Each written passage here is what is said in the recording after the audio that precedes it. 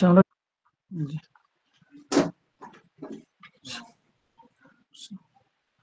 إن الحمد لله وحده والصلاة والسلام على من لا نبي بعد أما بعد আমরা গতদিন শেষ করছিলাম সম্ভবত নাসিখ মানসুখ দিয়ে শেষ করছিলাম।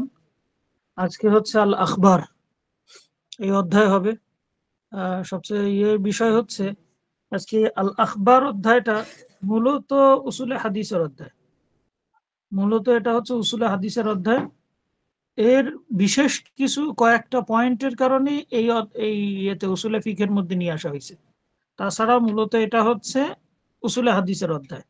এখানে বেশিরভাগ জিনিস উসুলে হাদিস সম্পর্কে আর কি বলা হবে। খবরটাকে আমরা জানি যে উসুলে হাদিসের মধ্যে আমরা পড়ছিলাম খবর এবং হাদিস একই জিনিস। কেউ কেউ বলছেন খবর এবং হাদিস একই জিনিস, একই অর্থবোধক। সেই দৃষ্টিকোণ থেকে লেখক এখানে খবরের সংজ্ঞা দিবেন হচ্ছে হাদিসের সংজ্ঞা যা ছিল তাই, একদম হুবহু হাদিসের সংজ্ঞা দিবেন।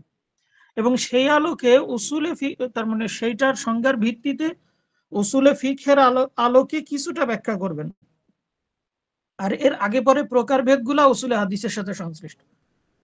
আমরা দেখি ইনি কি বলছেন লেখক এখানে। খবরের সংজ্ঞা দিচ্ছেন প্রথমে। খবর শব্দের আবিধানিক অর্থ হচ্ছে সংবাদ দেওয়া। আমরা জানি আল খবরুল লুগাতান নাবাউ, সংবাদ দেওয়া। ইসতিলাহান পারিভাষিক সংজ্ঞা একেবারে উসুলে হাদিসের সংজ্ঞা যেটা আছে সেটাই দিছে। মা উদিফা ইলা নবী সাল্লাল্লাহু আলাইহি ওয়াসাল্লাম মিন কাউলিন আও ফিআলিন আও তাকরীরিন আও ওয়াসফিন। আমরা ওখানে অনেক জায়গায় পড়ছি ওয়াসফিন খালকিয়িন আও খুলুকিয়িন, এখানে সেটা দেওয়া নাই, ওয়াসফিন পর্যন্ত দেওয়া আছে। অর্থাৎ রাসূলুল্লাহ সাল্লাল্লাহু আলাইহি ওয়াসাল্লামের কথা, কাজ, অনুমোদন বা মৌন সম্মতি এবং গুণাগুণ, এইগুলার সাথে সম্পৃক্ত বিষয়গুলাকে বলা হয় হচ্ছে খবর এইখানের পরিভাষায়। অর্থাৎ যেটাই হাদিস সেটাই খবর এখানকার পরিভাষায়। এখন উসুলে হাদিসের সাথে সম্পর্ক কি, উসুলে ফিকহের সাথে সম্পর্ক কি? উসুলে ফিকহের সাথে সম্পর্ক আছে একটু, সেটা তার মধ্যে একটা হচ্ছে এখানে যেমন এখানে একটা হচ্ছে মা উদিফা ইলা নবী সাল্লাল্লাহু আলাইহি ওয়াসাল্লাম মিন কাউলিন, রাসূলুল্লাহ সাল্লাল্লাহু আলাইহি ওয়াসাল্লামের কথা, তারপরে হচ্ছে কাজ, মৌন সম্মতি অথবা সিফাত, গুণ। এখন উসুলে ফিকের সাথে সম্পর্ক কি? উসুলে ফিকের সাথে সম্পর্ক হচ্ছে রাসূলুল্লাহ সাল্লাল্লাহু আলাইহি ওয়াসাল্লামের কথামূলক যে কোনো যে কথাগুলা, এগুলার হুকুম কি হবে। রাসূলুল্লাহ সাল্লাল্লাহু আলাইহি ওয়াসাল্লামের কাজগুলা সাধারণ মানুষের জন্য হুকুম কি। রাসূলুল্লাহ সাল্লাল্লাহু আলাইহি ওয়াসাল্লামের মৌন সম্মতি সাধারণ মানুষের জন্য হুকুম কি। ওয়াজিব, ফরজ, তারপরে হচ্ছে মুবাহ, মাকরুহ, হারাম কোনটা, মানদুব কোনটা, এই সমস্ত বিষয়গুলো আলোচনা করা হবে। এই জন্য উসুলে ফিকের মধ্যে নিয়ে আসা হয়েছে।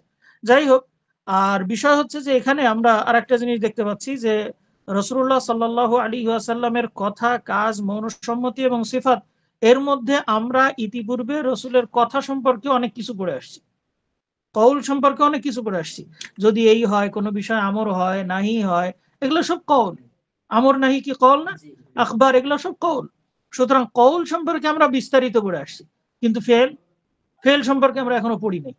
এই জন্যই এই অধ্যায় এই জিনিসটা নিয়ে আসা, যে রাসূলুল্লাহ সাল্লাল্লাহু আলাইহি ওয়াসাল্লামের ফেল যদি হয়, মৌন সম্মতি যদি হয়, সেটা তখন কিসের হুকুম রাখবে।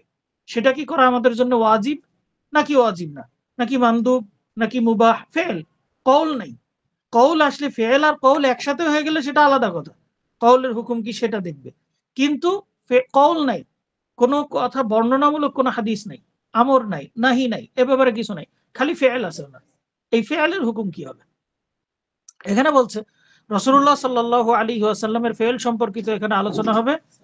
এই ফেল এই ফেল গুলা মোটামুটি 5 ভাগে বিভক্ত। ফেল গুলা মোটামুটি 5 ভাগে বিভক্ত। হ্যাঁ, রাসূলুল্লাহ সাল্লাল্লাহু আলাইহি ওয়াসাল্লামের ফেল গুলা মোটামুটি 5 ভাগে বিভক্ত। এর মধ্যে 1 নম্বর ফেল আছে হচ্ছে 1 নম্বর ফেল আছে হচ্ছে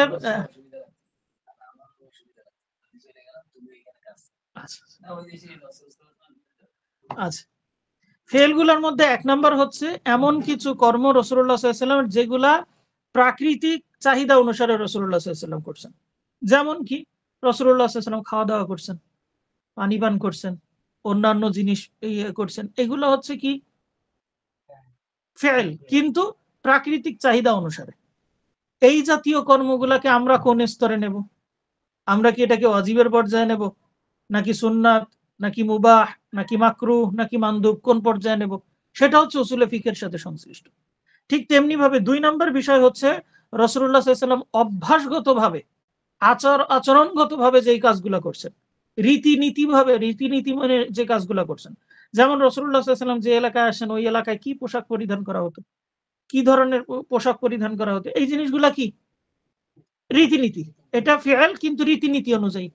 এইগুলার হুকুম কি হবে, এটা নিয়ে একটা। রাসূলুল্লাহ সাল্লাল্লাহু আলাইহি ওয়াসাল্লাম কিছু কাজ আছে যেগুলা করেছেন না খুসুসি ভাবে, অর্থাৎ যেটা রসুলের জন্যই খাস, এই জাতীয় কিছু কাজ করেছেন, এগুলো আমাদের জন্য কি, এটা একটা প্রকার। রাসূলুল্লাহ সাল্লাল্লাহু আলাইহি ওয়াসাল্লাম কিছু কাজ করেছেন ইবাদাতান, ইবাদত হিসাবে, কিন্তু আমাদেরকে করতে বলেন নাই, কওল নাই, শুধু ফেল, ইবাদতই করছে কিন্তু শুধু ফেল, তাহলে এটা কি কোন হিসাবে নেব আমরা? রাসূলুল্লাহ সাল্লাল্লাহু আলাইহি ওয়াসাল্লাম কোনো কাজ মুজমাল জিনিস আছে সেটাকে বর্ণনা করার জন্য করছেন, এইটাকে আমরা কোন হিসাবে নেব? মোটমাট কয় ভাগে ভাগ করলাম? 5 ভাগে। একটা হচ্ছে রাসূলুল্লাহ সাল্লাল্লাহু আলাইহি ওয়াসাল্লামের চাহিদা অনুসারে, একটা যে রাসূলুল্লাহ সাল্লাল্লাহু আলাইহি ওয়াসাল্লাম প্রাকৃতিক চাহিদা অনুযায়ী যে কাজগুলা করছেন, এটা এক প্রকার। 2 নাম্বার হচ্ছে রাসূলুল্লাহ সাল্লাল্লাহু আলাইহি ওয়াসাল্লাম আচার-আচরণ রীতিনীতিগতভাবে যে কাজগুলা করছেন, এটা আরেক প্রকার। 3 নাম্বার হচ্ছে রাসূলুল্লাহ সাল্লাল্লাহু আলাইহি ওয়াসাল্লাম তার জন্য খাস কিছু কাজ করছেন, এটা এক প্রকার। 4 নাম্বার হচ্ছে রাসূলুল্লাহ সাল্লাল্লাহু আলাইহি ওয়াসাল্লাম ইবাদতগতভাবে কিছু কাজ করছেন, এটা এক প্রকার। আর 5 নাম্বার হচ্ছে কিছু বিধান আছে যেই বিধানগুলা মুজমাল ভাবে শরীয়তে বর্ণিত হয়েছে অথবা মুবাইয়ান ভাবে বর্ণিত হয়েছে, তিনি সেটাকে প্র্যাকটিক্যালি দেখাই দিয়েছেন আমাদেরকে, এইটা কি এক ধরনের কাজ। কোনটার কি হুকুম সেই অনুযায়ী এখানে আসবে। এখন আসো প্রাকৃতিক চাহিদা অনুসারে যে কর্ম তিনি পালন করেছেন, যেমন খাওয়া, পান করা, ঘুমানো ইত্যাদি, এগুলো একজন মানুষের অবশ্যই প্রয়োজন, এগুলো অবশ্যই, এগুলো ছাড়া মানুষ বাঁচতে পারবে না। এই কর্মের ব্যাপারে সত্তাগতভাবে কোনো হুকুম নাই, তাহলে এর ব্যাপারে কি, যেইগুলা কাজ মানুষের অবশ্যই করা দরকার, এই ব্যাপারে এই কাজগুলোর ব্যাপারে সত্তাগত কোনো হুকুম নাই, এটা লেখক এখানে বলছেন। তবে আমরা এটা বলতে পারি যে এই কাজগুলোর ব্যাপারে হুকুম হচ্ছে এগুলো সব মুবাহ, এগুলো সব বৈধতার আওতাভুক্ত। তবে তবে অন্য কোনো কারণবশত এই কাজগুলাই কখনো ওয়াজিব হয়ে যেতে পারে, কখনো হারাম হয়ে যেতে পারে, অন্য কোনো কারণে। ঠিক আছে, যেমন ইবাদতের জন্য আমার শরীরকে সুস্থ রাখা জরুরি, শরীর সুস্থ রাখতে গেলে আমার খাওয়া জরুরি, তাহলে শরীর সুস্থ রাখার জন্য যতটুকু দরকার খাওয়া, এইটুকু খাওয়া আমার জন্য ফরজ। ঠিক আছে, তাহলে এটা কি হয়ে গেল, খাওয়ার ব্যাপারে স্বতন্ত্র কোনো আলাদা নাই, হুকুম নাই, কিন্তু অন্য আর একটা কারণে এটা কি ফরজ হয়ে যাচ্ছে। আচ্ছা, ঠিক তেমনি ভাবে কখনো কখনো কি হয়ে যায়, হারাম হয়ে যায়। ঠিক আছে, যদি আমার খাওয়া এমন কোনো পর্যায়ে পড়ে, যেমন আমার শরীর খারাপ, এখন মানুষের জীবন রক্ষা করা মানুষের জন্য কি ফরজ, এখন দেখা গেল এমন কিছু খাচ্ছে মানুষের শরীরের জন্য ক্ষতিকারক কোনো কিছু খাওয়া মানুষের জন্য কি হারাম, হারাম। এখন যদি আমি এমন কোনো কিছু খাই যেটা আমার শরীরের জন্য কি, তাহলে এই খাওয়াটা কি হবে, হারাম হয়ে যাবে।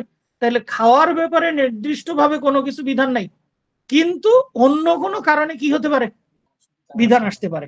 আচ্ছা, ঠিক তেমনি ভাবে কখনো কখনো এর বৈশিষ্ট্য বা আদব সম্পর্কে কোনো কিছু থাকতে পারে, যে খাওয়ার ব্যাপারে বৈধ, ঠিক আছে, কিন্তু তুমি কিভাবে খাবা, ডান হাত দিয়ে খেতে হবে, বসে খাওয়া লাগবে, নিজের সাইড দিয়ে খাওয়া লাগবে, এই যে জিনিসগুলা, এইগুলা কখনো কখনো থাকতে পারে। ঠিক আছে, এইগুলা থাকতে পারে, কিন্তু স্বতন্ত্রভাবে খাওয়া পান করার ব্যাপারে কোনো হুকুম নাই, বরং আমরা বলতে পারি এটা মুবাহ পর্যায়ে। ঠিক আছে, স্বতন্ত্রভাবে এটা মুবাহ। এটা গেল 1 নাম্বার। 2 নাম্বার, অভ্যাসগতভাবে তিনি যা করেছেন, যেমন কি পোশাকের বৈশিষ্ট্য, পোশাক পরতে হবে এটা আবশ্যক, ঠিক আছে, কিন্তু কেমন পোশাক পরা লাগবে, এটা তৎকালীন রীতিনীতি যেমন ছিল, তৎকালীন আরব সমাজ যেভাবে পড়তো, তৎকালীন লোকেরা যেভাবে পড়তো, এটা কি রীতিনীতি, একটা রীতি, সেই হিসাবে এই সত্তাগুলাও কি, এইগুলা ওই দৃষ্টিকোণ থেকে এগুলাও কিসের পর্যায়ে, মুবাহ, বৈধর পর্যায়ে। তবে কারণবশত এইগুলো কখনো হুকুম, কখনো তার মানে ফরজ, কখনো হারামও হতে পারে। যেমন কোন পোশাক কখন একজন দায়ীর মধ্যে সাধারণত পোশাকের কিছু বৈশিষ্ট্য থাকা দরকার, সুন্নতি কিছু পোশাক তার থাকা দরকার। হ্যাঁ, নাইলে কি হয় না, সাধারণ মানুষের মধ্যে মানে তার একটা আলাদা শেয়ার আসে না, তখন এই পোশাক পরিধান করা তার জন্য কি তখন অপরিহার্য, যদি হয় সুন্নত হইতে পারে, অবস্থা বুঝে, ক্ষেত্র বিশেষ, এগুলা ক্ষেত্র বিশেষ। মহিলাদের পোশাক হতে পারে, মহিলাদের পোশাক রীতিনীতি অনুযায়ী পর্দা একরকম, কিন্তু পর্দার জন্য যেটা সবচেয়ে ভালো উপযুক্ত এইরকম পোশাক পরিধান করে তার জন্য সেই হুকুমটা সেই পর্যায়ের হবে। সুতরাং অন্য কারণবশত এর হুকুম কি হতে পারে, পরিবর্তন হতে পারে, কিন্তু স্বতন্ত্রভাবে এর কোনো কি নাই, হুকুম নাই। এটা মুবাহ, হুকুম বলতে এটা হচ্ছে মুবাহ, ঠিক আছে। অন্য কারণে এটা কখনো নির্দেশ হতে পারে, নিষেধও হতে পারে। এটা গেল 2 নাম্বার। 3 নাম্বার, যে সমস্ত কাজ রাসূলুল্লাহ সাল্লাল্লাহু আলাইহি ওয়াসাল্লাম খাস ভাবে পালন করছে। এখন আমরা কোন বলবো কি যে রাসূলুল্লাহ সাল্লাল্লাহু আলাইহি ওয়াসাল্লাম কোন কাজটা খাস ভাবে পালন করছে? কথা হচ্ছে রাসূলুল্লাহ সাল্লাল্লাহু আলাইহি ওয়াসাল্লাম থেকে কোন কাজই আমরা প্রাথমিকভাবে বলবো না যে এটা তার জন্য খাস। খাস করার জন্য দলিল লাগবে, খাস হওয়ার জন্য দলিল লাগবে। যতক্ষণ পর্যন্ত দলিল না পাওয়া যাচ্ছে ততক্ষণ আমরা এই প্রকারের মধ্যে ঢুকতে পারবো না। এই প্রকারটা কেবলমাত্র রসুলের জন্য খাস, এই দলিল থাকলে সেটা হচ্ছে এই প্রকারের মধ্যে ঢুকবে। যেমন কি সৌমে বেসাল, আমরা জানি রাসূলুল্লাহ সাল্লাল্লাহু আলাইহি ওয়াসাল্লামের সৌমে বেসাল রাখতে পারতেন, মানে কি ইফতার বিদুনি ইফতার একাধারে রোজা রাখতে পারতেন। কারণ কি আল্লাহ রাব্বুল আলামিনের পক্ষ থেকে তাকে, এটা একটা তার মুআজিজার মধ্যে পড়ে যে তাকে খাওয়ানো হতো, তিনি পারতেন। কিন্তু মানুষ যখন রাসূলুল্লাহ সাল্লাল্লাহু আলাইহি ওয়াসাল্লামের মতন এরকম সৌমে বেসাল রাখতে শুরু করে, রাসূলুল্লাহ সাল্লাল্লাহু আলাইহি ওয়াসাল্লাম নিষেধ করলেন যে এটা তোমাদের জন্য না, কারণ তোমরা এটা পারবে না। আমি পারি কারণ আল্লাহ রাব্বুল আলামিন আমাকে আলাদাভাবে খাওয়ান, তোমরা এটা পারবে না। তাহলে এখান থেকে বোঝা গেল এটা হচ্ছে তার জন্য কি খাস, এটা তো না, সকলের জন্য আম না। সুতরাং এই দলিল যখন খাস হয়ে গেল, তো এই দলিল আসার কারণে এই ইবাদতটা খাস হলো, তা না হলে এটা আমি থাকতো, ঠিক আছে। তাহলে এটা বোঝা গেল এটা যে এগুলা তার জন্য খাস, এগুলা আমাদের জন্য করা জায়েজ নাই, আমাদের হিসাবে এটা কি জায়েজ নাই। তাহলে আমরা উপরের দুইটার হুকুম পেলাম যে উপরের দুইটা বৈধ, ক্ষেত্র বিশেষ হারাম হতে পারে, ফরজও হতে পারে, মানদুব ক্ষেত্র বিশেষ হতে পারে। 3 নাম্বারটা পেলাম যে ওটা আমাদের জন্য না, এটা রসুলের জন্য খাস, দলিল ভিত্তিক। 4 নাম্বার হচ্ছে যদি ইবাদত হয়, এই যে বলছে দলিল ছাড়া কোনো কর্মকেই খাস হুকুম দেওয়া যাবে না, কেননা তার কর্মের ব্যাপারে শরীয়তের মূলনীতি হলো তার অনুসরণ করা। শরীয়তের মূলনীতি হচ্ছে রসুল যেটা করেছেন আমাদেরকে সেটা কি করতে হবে, করতে হবে। 4র্থ প্রকার, ইবাদত হিসাবে তিনি যেটা পালন করেছেন, এটার ব্যাপারে আমাদের হুকুম কি? ইবাদত হিসাবে তিনি যেটা পালন করেছেন, এখন ইবাদত হিসাবে পালন করেছেন এর হুকুম হলো, প্রথমত কথা হচ্ছে এটা তার জন্য ওয়াজিব। রাসূলুল্লাহ সাল্লাল্লাহু আলাইহি ওয়াসাল্লামের জন্য কি ছিল, ওয়াজিব ছিল। কোন দৃষ্টিকোণ থেকে? তাবলীগের দৃষ্টিকোণ থেকে, তাবলীগের দৃষ্টিকোণ, পৌঁছা দেওয়ার দৃষ্টিকোণ থেকে। কৃতির মধ্যেও কোনোটা ওয়াজিব হয়, কোনোটা হয়, কোনোটা মানদুব হয়, কোনোটা কি জায়েজ হয়, ঠিক আছে। সর্বনিম্নটা উল্লেখ করছেন যে জায়েজ। অতঃপর যে সব কর্ম তার জামানায় সংগঠিত হয়েছে অথচ তিনি জানেন না, এখন বলতেছে আচ্ছা ঠিক আছে এটা তো তিনি জেনে স্বীকৃতি দিলেন, এমন কোন বিষয় যদি থাকে যে তার জামানায় সংগঠিত হয়েছে কিন্তু তিনি জানেন না, এই ব্যাপারে কি হুকুম হবে? তিনি জানেন না, ঠিক আছে, এই ব্যাপারে কি হুকুম হবে? সেক্ষেত্রে উক্ত কর্মকে তার দিকে সম্পৃক্ত করা যাবে না, ঠিক আছে। তবে উক্ত কর্মসমূহের ব্যাপারে আল্লাহ তাআলার সম্মতি থাকার কারণে দলিল হিসেবে গণ্য হবে, জায়েজ হিসেবে গণ্য হবে। কারণ কি যখন ওয়াহী নাজিল হচ্ছে তখন এমন কোন বিষয়ে মুসলিমদেরকে ছাড় দেওয়া হয়নি যে হারাম বিষয় রসুল জানতেন না, হারাম বিষয় রসুলের সামনে হয় নাই বলেই যে ছেড়ে দেওয়া হয়েছে এরকম না। কিন্তু অন্য কেউ করছে রসুলের অগোচরে হারাম কাজ, আল্লাহ রাব্বুল আলামিন কিন্তু ওহী নাজিল করে সতর্ক করে দিয়েছেন না যে এই জিনিস কিন্তু জায়েজ নাই, খবরদার এই কাজ যেন না করে। রাতের অন্ধকারে করছে তারপরেও কি করে দিছে, ওহী নাজিল হয়ে গেছে, রসুলের অগোচরে হয়েছে, সব কি রসুলের সামনে হয়েছে? সুতরাং এর থেকে দলিল হচ্ছে রসুলের অগোচরে যদি কোনো কাজ হয় সেই ব্যাপারে যদি ওয়াহী নাজিল না হয় তাহলে বুঝতে হবে এটা কি জায়েজ আছে। কারণ যদি হারাম হতো তাহলে ওয়াহী নাজিল হতো, যেহেতু ওয়াহী নাজিল হয় নাই সুতরাং এটা কি জায়েজ। বোঝা গেছে? তাই বলছে এখানে এজন্য সাহাবীরা আজল জায়েজ করেছেন ইত্যাদি, এই জায়গার ব্যাপারে এই ব্যাপারে বর্ণিত আছে।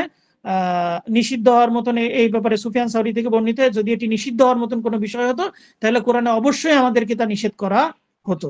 এই ব্যাপারে আল্লাহর সম্মতি আছে, তার দলিল হচ্ছে মুনাফিকরা যেসব জঘন্য কর্ম করতো আল্লাহ তাআলা তা প্রকাশ করে দিয়েছেন, মুনাফিকদের কাজগুলো আল্লাহ তাআলা প্রকাশ করে দিয়েছেন না।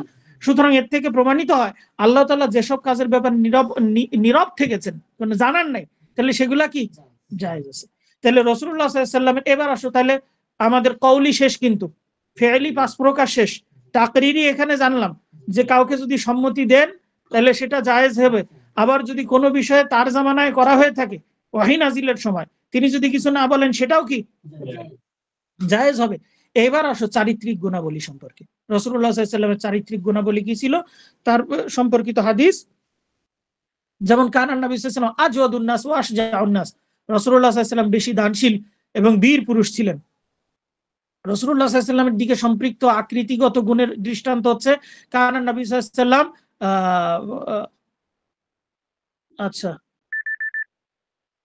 এখানে সম্ভবত রুবা আতান মিনান নাস না রাবা আতান মিনান নাস, এটা এবার লাইসা বিত তাওয়িল ওয়ালা বিল কাসির, এক কথা যে রাসূলুল্লাহ সাল্লাল্লাহু আলাইহি ওয়াসাল্লাম কি ছিলেন না, লম্বাও ছিলেন না বেশি, আবার বেশি খাটোও ছিলেন না। এটা তার হচ্ছে কি আকৃতিগত বৈশিষ্ট্য। ঠিক আছে, এই আকৃতিগত বৈশিষ্ট্য এটা এটা আমাদের হাতে নেই।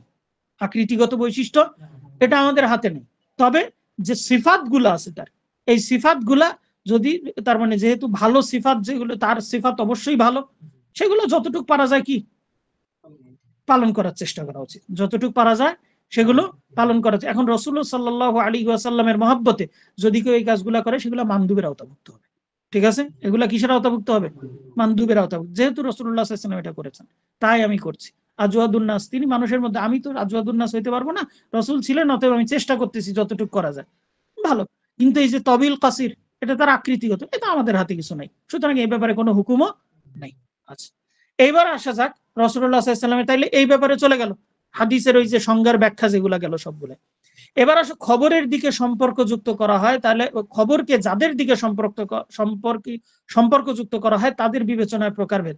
অর্থাৎ খবর আমরা জানি এটা হাদিসের প্রকারভেদের মধ্যে, যে যার দিকে নিসবত করা হচ্ছে, আমরা পড়ে আসছি খবর কখনো মারফু হয়, মাওকুফ হয়, মাকতু হয়। ঠিক আছে, মারফু কাকে বলা হয়? রাসূলুল্লাহ সাল্লাল্লাহু আলাইহি ওয়াসাল্লামের দিকে নিসবতকৃত, যা সরাসরি রসুলের সাথে সম্পৃক্ত। রসুল এটা করেছেন, রসুল এটা বলেছেন, এটা হচ্ছে সরাসরি। আর একটা আছে হুকমিগত ভাবে, হুকমান মারফু। হুকমান মারফু কোনটা? রসুল করেছেন তা না, এটা বলা হয় নাই, বলা হচ্ছে মিনাস সুন্নাতি কাদা। আমরা পড়ছিলাম না উসুলে হাদিসের মধ্যে আছে, যদি সাহাবায়ে কেরাম বলেন সুন্নাত হচ্ছে এই কাজটা করা, বললেন না যে রসুল করেছেন, বললেন যে সুন্নাত হচ্ছে এই কাজটা করা, তাহলে এটা কি কি প্রমাণিত হচ্ছে? যেটা মারফু এর সূত্র রাখে। তাহলে মারফু দুই ধরনের, একটা হচ্ছে মারফু সরাসরি, আর একটা হচ্ছে মারফু বিধানগত হুকমান। সরাসরি হচ্ছে যেখানে বলা হচ্ছে রসুল এই কাজ করেছেন, রসুল এই কাজ বলেছেন, রসুল এই কাজ তার সম্মতি দিয়েছেন ইত্যাদি, এটা হচ্ছে কি সরাসরি। আর হুকমান কোনটা? যেটা সাহাবায়ে কেরাম বলছেন যে সুন্নাতের অন্তর্ভুক্ত এই কাজ, এই কাজ তার মানে মিনাস সুন্নাতি কাজা আছে, এটা হচ্ছে মারফু হুকমান। তাই এখানে বলছে যে খবরকে বাস্তবিকভাবে অথবা বিধানগতভাবে, বাস্তবিকভাবে মানে সরাসরি, হ্যাঁ, আর বিধানগতভাবে রাসূলুল্লাহ সাল্লাল্লাহু আলাইহি ওয়াসাল্লামের দিকে সম্পর্কযুক্ত করা হয় তাকে মারফু বলে। বাস্তবিকভাবে মারফু হলো রাসূলুল্লাহ সাল্লাল্লাহু আলাইহি ওয়াসাল্লামের কথা, কাজ ও তার অনুমোদন, যেটা আমরা পড়ে আসলাম এতক্ষণ। আর বিধানগতভাবে মারফু হচ্ছে যে কর্মকে তার সুন্নাতের দিকে অথবা তার জামানার দিকে সংযুক্ত করা হয়, সেগুলোকে সরাসরি তার সম্পৃক্ততার উপর প্রমাণ করা যাবে না। ঠিক আছে, যে মিনাস সুন্নাতি কাজা, অথবা রসুলের জামানায় এই কাজ করা হতো। ঠিক আছে, তাহলে এর থেকে বোঝা যায় কি এটা মারফু, কারণ তিনি জানতেন, তিনি জেনে শুনে কিছু বলেন নাই, মারফু এর আওতাভুক্ত হয়। আচ্ছা, এর অন্যতম হলো সাহাবীদের এরকম বলা, আমাদের আদেশ করা বা নিষেধ করা, যে আমাদেরকে এই আদেশ করা হয়েছে, উমির নাবি কাদা নহিনা আন কাদা। ঠিক আছে, আমাদেরকে এই কাজের আদেশ দেওয়া হয়েছে, আমাদেরকে এই কাজ থেকে নিষেধ করা হয়েছে, এগুলা সব হুকমান মারফু এর হুকুম রাখে। মারফু হচ্ছে যেটা রাসূলুল্লাহ সাল্লাল্লাহু আলাইহি ওয়াসাল্লাম পর্যন্ত আছে। যেমন আব্দুল্লাহ ইবনে আব্বাস রাদিয়াল্লাহু তাআলা আনহু তিনি বলছেন যে লোকদেরকে আদেশ দেওয়া হয় যে হজ্জে তাদের শেষ কর্ম যেন তাওয়াফ হয়। ঠিক আছে, যে উমিরান নাস ওয়া ইয়াকুনা আখিরা আহদিহিম বিল বাইতি ইল্লা আন্নাহু খুফিফা আনিল হায়দ। তবে হায়েজগ্রস্ত মহিলার ব্যাপারে কি দেওয়া হয়েছে? ছাড় দেওয়া হয়েছে এই বিধানটা। অনুরূপভাবে উম্মে আতিয়ার উদাহরণ একটা দিয়েছে এখানে। যাই হোক, এরপরে আসে মাওকুফ। মাওকুফ কাকে বলা হয়? সাহাবীদের কথা, সাহাবীদের কথা। এইখানে কিছু উসুলে ফিকহের কথা আসবে, যে সাহাবীদের কথা এটা হুজ্জাত কিনা, এটা আমাদের জন্য দলিল কিনা, এর হুকুম কি আমাদের জন্য সাহাবীদের কথা যদি হয়। ঠিক আছে, তাই বলতেছে মাওকুফ, যে হাদিস সাহাবীদের দিকে সম্পৃক্ত করা হয় এবং মারফু এর হুকুম সাব্যস্ত হয় না, তাকে হচ্ছে মাওকুফ বলা হয়। এটি অগ্রগণ্য মতানুসারে দলিল হিসাবে বিবেচিত হবে। সাহাবীদের কথা দলিল কি দলিল না? হচ্ছে বিশুদ্ধ মত হচ্ছে কি এটা দলিল। তবে যদি সাহাবীদের কথা কোরআন সুন্নাহর দলিলের বিপরীত হয়, দলিলের বিপরীত হয়, হতে পারে অজ্ঞতাবশত তিনি না জেনে বিপরীত বলে দিচ্ছেন, সেক্ষেত্রে কোনটা প্রাধান্য পাবে? কোরআন আর হাদিস, অবশ্যই। ঠিক আছে, আবার এখন যদি সাহাবীদের মাঝে কোনো কথা নিয়ে বিরোধ দেখা দেয়, দুইজন সাহাবী দুই রকমের উক্তি দিচ্ছেন, তখন কি হবে? বলছে কোরআন হাদিসের স্পষ্ট বর্ণনা গ্রহণ করা হবে। আর সাহাবীদের বক্তব্যের মাঝে সাথে বিরোধপূর্ণ হলে যেই মতটি বেশি অগ্রাধিকার দেওয়া যাবে দলিলের উপর ভিত্তি করে, সেটাকে আমল করতে হবে। ঠিক আছে, যদি সাহাবীদের মধ্যে বিভেদ দেখা দেয়, যেটা অগ্রাধিকার যেটা পাবে সেটাকে কি করতে হবে, আমল করতে হবে। ঠিক আছে, তাহলে এটা সাহাবীদের কথা গেল। তাহলে মারফু হাদিসের হুকুম পাইলাম, মাওকুফ হাদিসের হুকুম পাইলাম। এখন বলছে সাহাবী কারা? সাহাবী কারা? রাসূলুল্লাহ সাল্লাল্লাহু আলাইহি সাল্লামের উপর ঈমান নিয়ে, যারা রাসূলুল্লাহ সাল্লাল্লাহু আলাইহি সাল্লামের উপর ঈমান নিয়েছেন রাসূলের জীবদ্দশায়, রাসূলুল্লাহ সাল্লাল্লাহু আলাইহি সাল্লামের সাথে সাক্ষাৎ হয়েছে ঈমানের সাথে, এবং ওই অবস্থার উপর মৃত্যুবরণ করেছে, তাদেরকে কি বলা হয়? সাহাবী বলা হয়। এরপরে মাকতু, যে হাদিস তাবেঈ তার পরবর্তী কোনো ব্যক্তির দিকে সম্পৃক্ত করা হয় তাকে কি বলা হয়? মাকতু হাদিস বলা হয়। তাবেঈ বা ওই ব্যক্তি যিনি রাসূলুল্লাহ সাল্লাল্লাহু আলাইহি সাল্লামের প্রতি বিশ্বাসী অবস্থায় সাহাবীদের সাথে মিলিত হয়েছেন। তাবেঈ কাকে বলা হয়? যে সাহাবীদের সাথে যাদের সাক্ষাৎ ঘটছে এবং এই অবস্থার উপরই মৃত্যুবরণ করেছেন। সনদের দিক দিয়ে হাদিসের প্রকারভেদ। এবার আসো, সনদের দিক দিয়ে হাদিস কয় প্রকার? হাদিস দুই প্রকার, মুতাওয়াতির এবং আহাদ। মুতাওয়াতির কাকে বলা হয়? যে হাদিস এত বিপুল সংখ্যক রাবী বর্ণনা করেছেন যা মিথ্যা উপরে একমত হওয়া, সবাই মিথ্যার উপরে একমত হওয়াটা অসম্ভব মনে হবে এই হাদিস। আর এটি ইন্দ্রিয় গ্রাহ্য হবে, অর্থাৎ সরাসরি চোখে দেখেছে না কানে শুনেছে, ঠিক আছে, এই জাতীয় কিছু হবে। এই জাতীয় হাদিসকে কি বলা হয়? মুতাওয়াতির। যেমন মান কাযাবা আলাইয়া মুতাআম্মিদান ফালিয়াতাবাওয়া মাকআদাহু মিনান নার, এই হাদিস একেবারে বহুত সাহাবী থেকে বর্ণিত। ঠিক আছে, আর আহাদ কাকে বলা হয়? আহাদ হচ্ছে মুতাওয়াতির ছাড়া বাকি সবই কি আহাদ। আচ্ছা, মর্যাদাগত দিক দিয়ে এবার হাদিস তিন প্রকার, মাকবুল মারদুদের দিক দিয়ে। একটা হচ্ছে সহিহ, হাসান আর দাঈফ। ঠিক আছে, এখানে লেখক দুই প্রকারে শেষ করে দিয়েছে। আমরা জানি যে চার প্রকার, সহিহ আবার চার প্রকার, সহিহ লিযাতি, সহিহ লিগাইরি, হাসান লিযাতি, হাসান লিগাইরিহি। এখানে লেখক দুই প্রকার বলছেন, একটা হচ্ছে সহিহ আর একটা হচ্ছে হাসান আর একটা হচ্ছে দাঈফ। ঠিক আছে, যেটা বাদ। সহিহ হচ্ছে যে হাদিস ন্যায়নিষ্ঠ, পূর্ণ স্মৃতি শক্তি সম্পন্ন রাবী অবিচ্ছিন্ন সনদে বর্ণনা করেন এবং যা সাজ ও হাদিসের বিশুদ্ধতা নষ্টকারী গোপন সূক্ষ্ম দোষ ত্রুটি থেকে মুক্ত। সহিহ যে আমরা সংজ্ঞা পড়ছি, মা ইত্তাসালা মা নাকালা আদলুন তাম্মুদ দাবতি আন মিসলিহি মুত্তাসিলুস সানাদ আন মিসলিহি, তারপরে হচ্ছে ইলা মুনতাহাহু মিন গায়রি শুযুদিন ওয়ালা ইল্লাহ। ঠিক আছে, এই যে সংজ্ঞা সহিহ হাদিসের সংজ্ঞা, এই সংজ্ঞা অনুযায়ী এটাকে বলা হয় সহিহ। আচ্ছা, এরপরে হাসান কাকে বলা হয়? যে হাদিস শুধুমাত্র সহিহর সমস্ত বৈশিষ্ট্য আছে, রাবির মধ্যে যদি তাম্মুদ জব্তের জায়গায় খফফুদ জব্ত থাকে, অর্থাৎ যদি মুখস্থ শক্তিটা একটু কম থাকে, তাহলে এটাকে বলা হয় কি? হাসান। এই জাতীয় হাদিস একাধিক সনদ থেকে আসলে সহিহ হাদিসের স্তরে পৌঁছে যায়। আমরা জানি হাসান লিযাতি যদি একাধিক সনদে আসে তাহলে সহিহ লিগাইরির স্তরে পৌঁছে যায়। ঠিক আছে, সেটিকে সহিহ লিগাইরি হিসেবে অভিহিত করা। যায়িফ কি? যায়িফ বলা হয় হচ্ছে যে হাদিসের সহিহ ও হাসান হাদিসের শর্ত সমূহ যদি না থাকে, অর্থাৎ এমন রাবী বর্ণনা করছেন যে এই রাবীর মধ্যে দোষ ত্রুটি আছে, এমন রাবী বর্ণনা করেছেন যে মিথ্যাবাদী, এমন একাধিক রাবী সনদ আসছে, সনদের মধ্যে ইনকিতা আছে, রাবী একজন আর একজনের সাথে সাক্ষাৎ হয়নি কিন্তু বর্ণনা করে দিচ্ছেন, এই জাতীয় জিনিসগুলাকে, এই জাতীয় হাদিস যেগুলো হয় সেগুলা হচ্ছে কি? যায়িফ। এখন বলা হচ্ছে আমাদের জন্য কোনটা দরকার। এখন আমরা উসুলে ফিকহের দৃষ্টিকোণ থেকে, উসুলে হাদিসের আলোচনা গেল, উসুলে ফিকহের দৃষ্টিকোণ থেকে আমরা কি সহিহ হাদিস আমাদের জন্য জরুরি? ঠিক আছে, দলিল হিসাবে গণ্য কি গণ্য না? সহিহ হাসান গণ্য, যায়িফ আমাদের জন্য দলিল হিসাবেই গণ্য না, উসুলে ফিকহের ওটা উসুলে ফিকহের আওতাভুক্তই না, বাদ। সহিহ এবং হাসান এই দুইটা দলিল হিসাবে গ্রহণযোগ্য, পেশ করতে কোনো দোষ নেই। এবার আসো হাদিস বর্ণনা করার সিগা বা শব্দরূপ, ওই যে আমরা তাহাম্মুল ওয়াল আদা। ঠিক আছে, হাদিস গ্রহণ করা এবং হাদিস বর্ণনা করা। ঠিক আছে, এই দৃষ্টিকোণ থেকে হাদিসের তাহাম্মুল ওয়াল আদা দুটি দিক আছে। তাহাম্মুল অর্থাৎ হচ্ছে অন্যের নিকট থেকে হাদিস গ্রহণ করা। ঠিক আছে, অন্যের নিকট থেকে কি করা?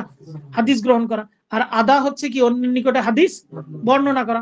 এখন হাদিস অন্যের কাছে বর্ণনা করার কিছু সিগা আছে, আমরা জানি হাদিস অন্যের কাছে বর্ণনা করা যায়, যেমন হাদ্দাসানি, ঠিক আছে, অথবা আখবারানি। হ্যাঁ, হাদ্দাসানি কাকে বলা হয়? ওই ব্যক্তির ক্ষেত্রে ব্যবহার হয়ে থাকে শায়েখ যখন নিজে কি করছেন? হাদিস পড়ছেন। শায়েখ নিজে হাদিস পড়ছেন, কিতাবটা শায়েখ নিজে পড়ছেন, ছাত্ররা শুনছে, তখন ছাত্ররা বর্ণনা করার সময় বলবে কি? হাদ্দাসানি। ঠিক আছে, আখবারানি নিয়ে আসছে আর একটু ইয়েতে, যে শায়েখ পড়ুক অথবা ছাত্র পড়ুক শায়েখ শুনুক, শায়েখ পড়ুক ছাত্র শুনুক, অথবা ছাত্র পড়ুক শায়েখ শুনুক, উভয় অবস্থায় কি বলতে পারে? আখবারানি বলতে পারে, যদি একাধিক থাকে আখবারা নাও বলতে পারে। আচ্ছা, আখবারানি ইজাজাতান আও আজাজালি, এটা কি হয়? সরাসরি পড়ে শোনান নাই, কিন্তু অনুমতি দিচ্ছেন, আমার থেকে এই কিতাব তুমি বর্ণনা করো, আমার থেকে এই হাদিস তুমি বর্ণনা করো, তাইলে এখানে তখন কি বলে, আখবারানি ইজাজাতান, অর্থাৎ আমাকে সরাসরি পড়ে শোনান নাই, আমিও তাকে পড়ে শোনাই নাই, কিন্তু তিনি আমাকে কি করেছেন, অনুমতি দিয়েছেন। ঠিক আছে, এটাকে বলা হয়, এই ক্ষেত্রে বলে আখবারানি ইজাজাতান। ইজাজা অনুমতি, শায়েখ যে হাদিস বর্ণনা করেন ছাত্রকে ওই হাদিস বর্ণনা করার অনুমতি প্রদানই হচ্ছে আল ইজাজা, যদিও এটি পঠন পাঠনের পন্থায় না হয়, অর্থাৎ আলা শাইখ বা কিরাত মিনা শাইখ, এটা কোনোটা যদি না হয়। এরপরে আছে আরেকটা জিনিস দেখবা হাদিসের সনদের মধ্যে, সেটা হচ্ছে আন, আন আলকামা, আন অমুক, আন তমুক, এই আন আন এই শব্দটাকে, এটাকে বলা হয় হচ্ছে উসুল হাদিসের পরিভাষা, এটাকে বলা হয় আল আন আনা। ঠিক আছে, আন আন শব্দ, এটাকে বলা হয় কি আন আনা। এটা কি জায়েজ কিনা, বলতেছে এটা আন আনা বলে, এই ধরনের হাদিসের হুকুম হলো মুত্তাসিল হিসাবে গণ্য হবে, যদি সব ইয়ে থাকে, সব ঠিক থাকে, তাহলে মুত্তাসিল হিসাবে কি হবে, গণ্য হবে। তবে যদি তাদলিস করে কোনো সাহাবী বলতেছে আফওয়ান, কোন রাবী যদি তাদলিসের দোষে অভিযুক্ত থাকে, তাদলিস কাকে বলা হয়, যে ওস্তাদকে বাদ দিয়ে মাঝখানে ড্রপ দেয়, ওস্তাদকে বাদ দিয়ে ওস্তাদের কাছ থেকে বর্ণনা করে, এই ঘটনায় যদি প্রসিদ্ধ কেউ থাকে, সেই রাবী যদি আন দিয়ে বর্ণনা করে, তাহলে তার আনের ব্যাপারে স্পষ্ট সিগা না পাওয়া পর্যন্ত তার আন গ্রহণযোগ্য হবে না। ঠিক আছে, স্পষ্ট সিগা। এক্ষেত্রে স্পষ্ট ভাবে হাদিস শ্রবণের বিষয়টি বর্ণনা না করা পর্যন্ত এগুলা মুত্তাসিল হাদিসের হুকুম দেওয়া হবে না। হাদিস ও তার রাবি সম্পর্কে মুস্তালাহুল হাদিসে এর অনেক প্রকার আলোচনা রয়েছে, আমরা যতটুকু ইঙ্গিত করলাম এক্ষেত্রে এতটুকুই যথেষ্ট। এই পর্যন্ত যা আলোচনা হলো, এই সম্পূর্ণটা কিসের আলোচনা, মুস্তালাহুল হাদিসের আলোচনা, এটা উসুলে হাদিসের না, মুস্তালাহুল হাদিসের আলোচনা। শুধুমাত্র এখান থেকে আমাদের দেখার বিষয় হচ্ছে যে হাদিসে কওলি হাদিস, এগুলার হুকুম আগে চলে গেছে, ফিআলি হাদিস ওই 5 ভাগে বিভক্ত, কোনটা আমাদের জন্য কি হুকুম রাখে এটা আমাদের জন্য অবশ্যই গুরুত্বপূর্ণ। তাকরিরি হাদিস এর হুকুম কি, এটা আমাদের জন্য গুরুত্বপূর্ণ। এরপরে কি আছে, রাসূলুল্লাহ সাল্লাল্লাহু আলাইহি ওয়াসাল্লামের সিফাত, এটার হুকুম কি, এটা আমাদের জন্য গুরুত্বপূর্ণ। এরপরে আসো সহিহ কোনগুলা, সেটা আমাদের জন্য জানা গুরুত্বপূর্ণ, সহিহ যেগুলো আমাদের জন্য দলিল হিসাবে গ্রহণযোগ্য হবে, সহিহ বা হাসান। এরপরে আমাদের দরকার হচ্ছে মারফু হাদিস, তার হুকুম কি হবে, মাওকুফ হাদিস, তার হুকুম কি হবে, পরিচয় আমাদের উসুলে হাদিসে। ঠিক আছে, এখানে আমাদের হচ্ছে হুকুম কি হবে, মারফু হাদিস, মাওকুফ হাদিস আলা সাহাবী যদি হয়, তাহলে হুকুম কি হবে, দেখতে হবে কি যে কোনো ইখতিলাফ আছে কিনা, এই বিষয়গুলো দেখা লাগবে। তারপরে মাকতু আলা তাবেঈ যদি হয়, অথবা তাবেঈ এর পরবর্তী যদি হয়, তার হুকুম কি হবে, এই বিষয়গুলো হচ্ছে আমাদের জন্য জরুরি উসুলে ফিকহের দৃষ্টিকোণ থেকে। উসুলে হাদিসে বাদ বাকি বিস্তারিত উসুলে হাদিসের মধ্যে পাওয়া যাবে। ঠিক আছে, ক্লিয়ার? আচ্ছা, এর মাধ্যমে আমাদের আল আখবার শেষ হয়ে গেল। এবার ইজমা, আল ইজমা আছে, এরপরে কিয়াস আছে, তারপরে তাআরুজ আছে, দিয়ে আমরা একদম শেষ পর্যায়ে চলে আসছি বইয়ের। হ্যাঁ, ইজমা কি আজকে যাবে আমাদের?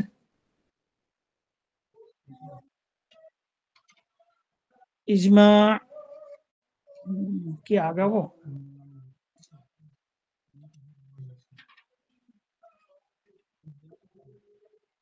তাহলে কি ইজমাটা থাকবে?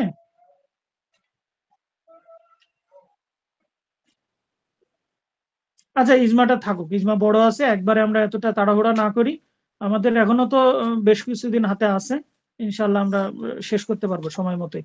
হয়তো আমাদের আর কয়েকটা ক্লাস বাকি থাকবে হয়তো।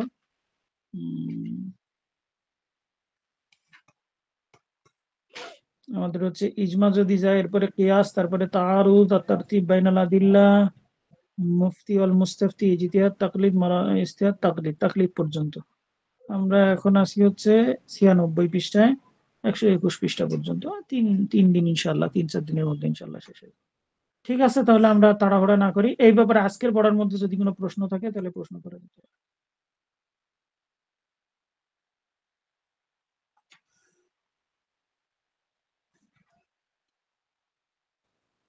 শেখ, মেসেজে একটা প্রশ্ন আসছে। হ্যাঁ হ্যাঁ, কি আসছে এটা?